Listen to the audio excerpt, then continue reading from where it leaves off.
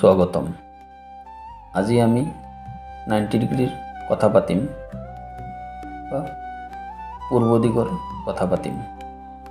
ডিগ্ৰীৰ কথা মই আগৰ পৰাই কৈ আহিছোঁ।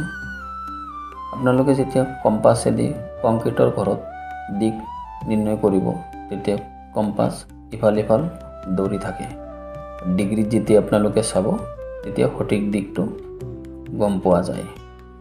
আজিকালি টেকন'লজি ইমান ভাল হৈছে যে খেলাত যদি কোনোবাই বস্তু বিক্ৰী কৰে বা কোনোবা মানুহ যদি খোজকাঢ়ি গৈ থাকে তেখেতৰ হাতৰ ঘড়ীৰ টাইমটো চাব পাৰে। আৰু ঘৰৰ ডিগ্ৰীটো ওলোৱাটো একো ডাঙৰ কথা নহয়। এই 90 ডিগ্ৰীত বা পূব দিগত যদি বাস্তুদোষ থাকে ঘৰখনত কি বেয়া হ'ব পাৰে, কাৰ কাৰণে বেছি বেয়া হ'ব পাৰে। পূব দিশ হৈ গ'ল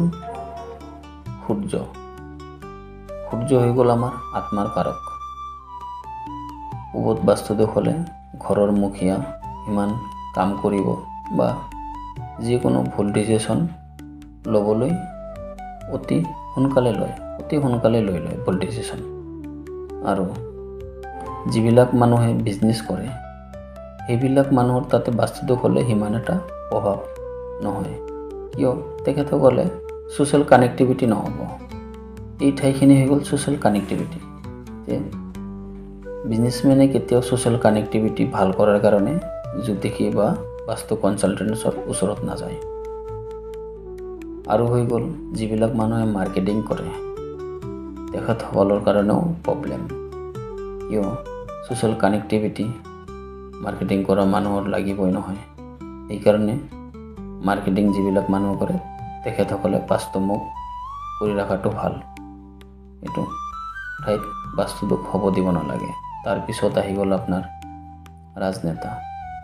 যিবিলাক মানুহে পলিটিচিয়ান ভোটত থিয় হ'ব সেইবিলাক মানুহৰ স্কেল কমিউনিকেশ্যন যিমানে ভাল নহওক মানুহক কথাত মুগ্ধ কৰি থ'ব পাৰে, কিন্তু তেখেতৰ ছ'চিয়েল কানেক্টিভিটিটো যি বেয়া হয় যিমান ধুনীয়া কথাই নকওক ৰাইজৰ মাজলৈ সেই কথাষাৰ গৈয়ে নাপাব, মনত গৈ নাপাব।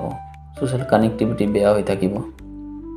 যিমান টকা ইলেকশ্যনত খৰচ কৰক পৰাজয়ৰ মুখটো দেখিবলৈ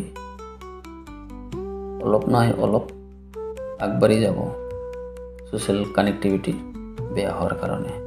মই ভাবোঁ ৰাজনেতাবিলাকে এই ঠাইখিনি বাস্তুমুখ কৰি ৰখাটো ভাল।